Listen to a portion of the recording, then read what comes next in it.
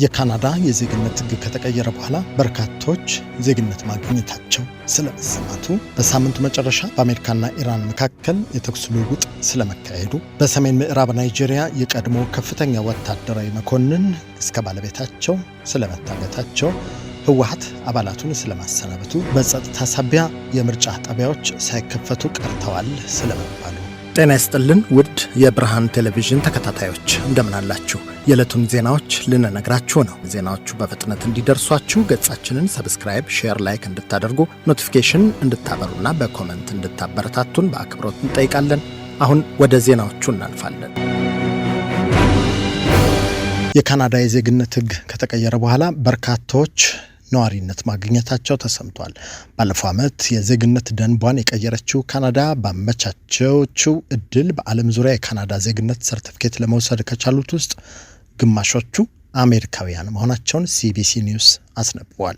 ቢል 3 የተሰኘው ይሄው ደንብ ከመጽደቁ አስቀድሞ በነበረ አሰራር የካናዳ ዜግነት በትውልድ ከካናዳ ውጪ ለተወለዱ ወይም በካናዳዊ ዜጋ በጉዲፈቻ ለተወሰዱ ብቻ እንደነበር ያወሳው ዘገባው ካናዳዊ ዜግነት ካላቸው ቅድመ አያቶች ድረስ ትውልድ ያላቸው ሶስተኛ ትውልድ በሌሎች ሀገራት የሚኖሩ ሰዎች ለካናዳ ዜግነት ብቁ እንዲሆኑ በማሰብ የደንብ ለውጡ ከተደረገ በኋላ ባሉት የመጀመሪያዎቹ 3 ወራት ውስጥ ለ4075 ሰዎች የዜግነት ምስክር ወረቀት መሰጠቱን አመልክቷል። በአጠቃላይ በ44 ሀገራት የተወለዱ ሰዎች በቢል C3 ምክንያት የዜግነት ሰርቲፊኬት እንዳገኙ የጠቆመው የሲቢሲ ኒውስ ዘገባ ከጸደቁ ማመልከቻዎች ውስጥ 1955 በአሜሪካ የተወለዱ፣ በሜክሲኮ የተወለዱ 900፣ በዩናይትድ ኪንግደም የተወለዱ 140 ሰዎች የዜግነት ጥያቄያቸው ተቀባይነት ያገኘ ከፍተኛ ቁጥር የተመዘገበባቸው ሀገራት መሆናቸውንም ጠቅሷል። በሳምንቱ መጨረሻ በአሜሪካና ኢራን መካከል የተኩስ ልውውጥ መካሄዱ ሲገለጽ ሁለቱም በሆርሙዝ ሰርጥ አካባቢ የሚገኙ ኢላማዎችን መምታታቸውን ተናግረዋል። የአሜሪካ ማዕከላዊ እዝ ሴንትኮም የኢራን ራዳርና ማዘዣ እንዲሁም በጎሩክና ቄሽም ደሴቶች የሚገኙ የድሮን መቆጣጠሪያዎች በሳምንቱ መጨረሻ ላይ ራስን የመከላከል ጥቃት እንደፈጸመ አስታውቋል። ይህ በእንዲህ እንዳለ የኢራን እስላማዊ አብዮታዊ ዘብ የአሜሪካ ጦር ሰፈር ላይ የአጸፋ ምላሽ ጥቃት መፈጸሙን ያስታወቀ ሲሆን የትኛውን ስፍራ እንደደበደበ ግን አልገለጸም። ፕሬዚዳንት ዶናልድ ትራምፕ ቀደም ብሎ የሰላም እቅዱን ማረም እንደሚፈልጉ ተናግረው የነበረ ቢሆንም ከኢራን ጋር ለመስማማት እንፈልጋለን ሲሉም ተደምጠዋል። የሰላም እቅዱን ዲሞክራቶች፣ አፈንጋጭ ሪፐብሊካኖች እንዲሁም የፖለቲካ ሸፍጠኞች እንዲዘገይ ምክር እየሰጡ ነው ያሉት ፕሬዚዳንት ትራምፕ ዘና ብላችሁ ተቀመጡ፣ በስተመጨረሻ መሳካቱ አይቀርም ሲሉም ጽፈዋል። በሌላ በኩል ፕሬዚዳንቱ ስልጣን ለመልቀቅ መጠየቃቸው ተሰምቷል። የኢራኑ ፕሬዚዳንት እውነተኛ ስልጣን ማጣታቸውን በመጥቀስ ከስልጣን መልቀቂያ ጥያቄ ማቅረባቸውን ፎክስ ኒውስ ዘግቧል። እንደ ዘገባው ከሆነ መስዑድ ፔዜሽኪያን ለላዕላይ መሪው ቢሮ እንደተናገሩት እርሳቸውና መንግስታቸው ከዋና ዋና ውሳኔ አሰጣጦች ውጪ መደረጋቸውና ይህም ኃላፊነታቸውን መወጣት እንዳይችሉ እንዳደረጋቸው ተናግረዋል። የስራ መልቀቂያ ጥያቄ የቀረበው በገዢው ስርዓት ውስጥ የስልጣን ሽኩቻ ምልክቶች እየጨመሩ በመጡበትና አሜሪካ ከቴህራን ጋር የምታደርገውን ድርድር ቀጥላለች በተባለበት ወቅት ነው ተብሏል። ፕሬዚዳንት ትራምፕ በኢራን አመራር ውስጥ ያሉትን ክፍሎች በተደጋጋሚ የጠቆሙ ሲሆን ቀደም ሲልም ገዢው ስርዓት በከፍተኛ ሁኔታ የተከፋፈለ ነው ማለታቸው ይታወሳል። ይህ በእንዲህ እንዳለ ባለፉት 24 ሰዓታት ውስጥ 28 የንግድ መርከቦች በኢራን ፈቃድ የሆርሙዝ ሰርጥን እንዳቋረጡ ተሰምቷል። የነዳጅ ጫኝ መርከቦችና የኮንቴነር መርከቦች በኃይሉ የደህንነት ቅንጅትና ፈቃድ በሰርጡ በኩል በሰላም ማለፋቸውን ያመለከተው የኢራን አብዮታዊ ዘብ የባህር ኃይል ክፍል ነው። ካለፈው ግንቦት ወር ጀምሮ ኢራን በውሃው መስመር ላይ የሚደረጉ ማናቸውም የባህር ላይ መጓጓዣዎችን የሚቆጣጠረው የፋርስ ባህረ ሰላጤ ሰርጥ ባለስልጣን በይፋ ማቋቋሟ ይታወሳል። በሰሜን ምዕራብ ናይጄሪያ የቀድሞ ከፍተኛ ወታደራዊ መኮንንና ባለቤታቸው በታጣቂዎች መታገታቸው ተገልጿል።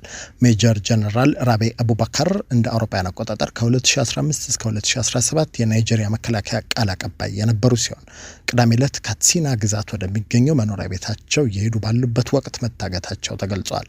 የናይጄሪያ ጦር ቃል አቀባይ ጀነራል ማይክል ኦኖጃ ለቢቢሲ ታጋቾቹን ለማስለቀቅና አጋቾቻቸውን ለመያዝ ጥረት እየተደረገ መሆኑን አስታውቀዋል። የቀድሞው የጄኔራሉ መታገት አሁንም በሰሜናዊ ምዕራብ ናይጄሪያ ያለውን የደህንነት ስጋት የሚያሳይ ነው ተብሏል። በአካባቢው ሽፍቶች ተብለው የሚጠሩ ታጣቂዎች ሰዎችን በማገት የቤዛ ክፍያ የሚጠይቁ እንደሆነ ሲነገር፣ ከብቶችን በመዝረፍና በገጠር የሚኖረው ማህበረሰብ ላይ ጥቃት በማድረስም ይታወቃሉ። ታጣቂዎቹ በተደጋጋሚ እገታና ግድያዎች ከሚፈጽሙባቸው ግዛቶች መካከል አንዱ በሆነው ካትሲናና ሶኮቶ ጋር በሚጎራበተው ዛምፋራ ግዛት የሚኖሩ ማህበረሰቦች ከዚህ ቀደም ከታጣቂዎች ጋር ሰላም ለማውረድ ጥረት አድርገው የነበረ ቢሆንም በዘላቂነት መቀጠል አልቻለም። መንግስት የሚፈጸሙ እገታዎችን ለመከላከል የተለያዩ እርምጃዎችን እየወሰደ እንደሆነ ገልጾ የታገቱትን ለማስለቀቅ ገንዘብ መክፈልንም ህገወጥ አድርጓል። ቅዳሜ ዕለት የታገቱት የቀድሞው ጀነራልን በሚመለከት ኃላፊነት የወሰደ አካል የለም። ጦሩ እንደተናገረው የአጋቾቹን ማንነት ለማወቅ ከቤተሰባቸው ጋር ግንኙነት እስኪመሰርቱ ድረስ እየተጠባበቀ ነው ተብሏል። የሀገር ውስጥ መገናኛ ብዙሃን ጡረታ ያወጡት ጀነራል አጋቾቹ ሲይዟቸው ሰርግ ላይ ለመታደም እየሄዱ ነበር ሲሉ ዘግበዋል።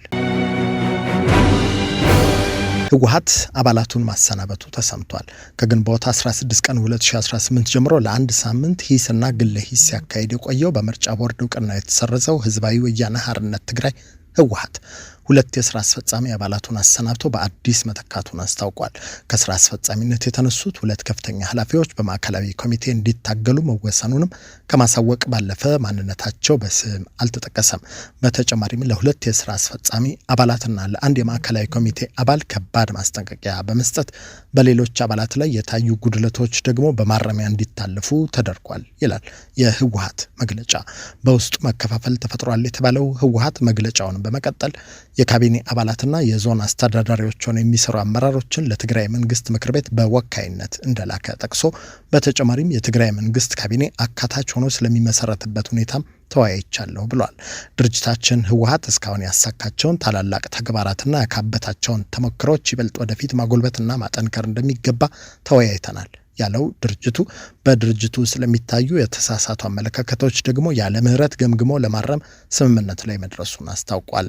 1 ሳምንት የፈጀው ሂስና ግለ ሂስ መጠናቀቁን በመግለጫው ያተተው ፓርቲው ውሳኔው የትግራይ መንግስት ምክር ቤት ቢሆንም ህወሓት ከፍተኛ ድምፅ አግኝቶ ያሸነፈ ድርጅት እንደመሆኑ መጠን 1/3 የካቢኔ አባላት ከተፎካካሪ ፓርቲዎችና ኃይሎች እንዲሆኑ ያለውን ዝግጁነት በማረጋገጥ ስብሰባውን በድል አጠናቀቂያለሁ ብሏል። በጸጥታ ምክንያት በመቶ የሚቆጠሩ ምርጫ ጣቢያዎች ሳይከፈቱ መቅረታቸው ተነግሯል። የኢትዮጵያ ብሔራዊ ምርጫ ቦርድ በዛሬው ዕለት ለሚካሄደው 7ኛው ሀገር አቀፍ ጠቅላላ ምርጫ ከተዘጋጁት ውስጥ 143 የምርጫ ጣቢያዎች በሰዓት እንዳልተከፈቱ አስታውቋል።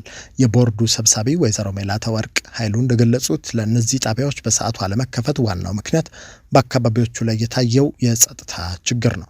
በተለይም በአማራና ኦሮሚያ ክልሎች በሚገኙ እንደ ቀርሳ፣ ኩታበር፣ ቢሊኖፓ እና መኮሳቺ ባሉ በርካታ አካባቢዎች ላይ የምርጫ ሂደቱ ሙሉ በሙሉ መቋረጡን ሰብሳቢዋ በዕለቱ በሰጡት መግለጫ ይፋ አድርገዋል። ከዚሁ ጋር በተያያዘ በብሔራዊ ምርጫ ቦርድ የጊዜ ሰሌዳ መሰረት የ7ኛው ጠቅላላ ምርጫ የተረጋገጠ የመጨረሻ ውጤት ከግንቦት 27 እስከ ሰኔ 2 ቀን 2018 ባለው ጊዜ ውስጥ ይፋ ይደረጋል ተብሏል።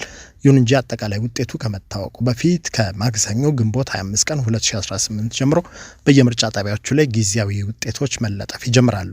በተመሳሳይ ከግንቦት 25 እስከ ግንቦት 29 2018 ድረስ በምርጫ ክልሎች ደረጃ ጊዜያዊ ውጤቶች ይፋ እንደሚደረጉ ተገልጿል።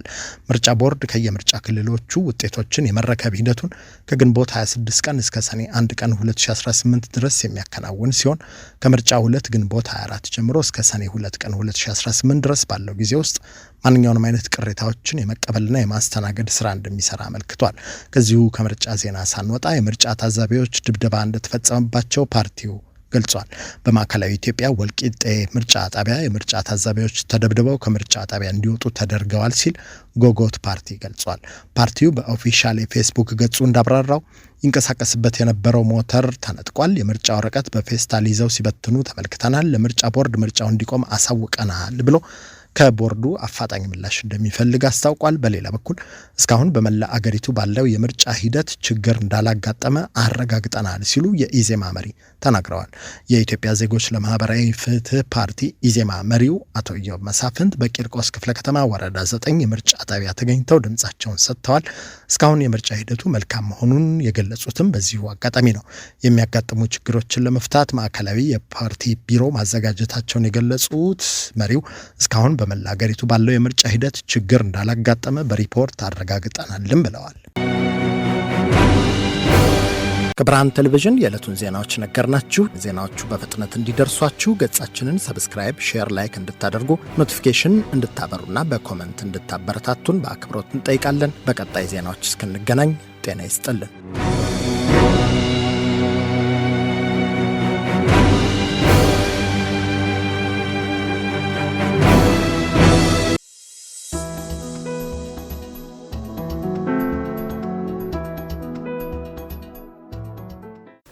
Are you a young person trying to figure out your next move? Or a young parent who needs real support, not just advice? We have built something for you. A community, a network, a place where you belong. And mentors who looks like you. Who have been where you are and want to help you get where you are going. Are you ready to take your first step? Go to sankofamentorship.org right now. Hit the Get Involved button and you can become a mentee, become a mentor, or involve as a volunteer. And let's build your future together. See you inside!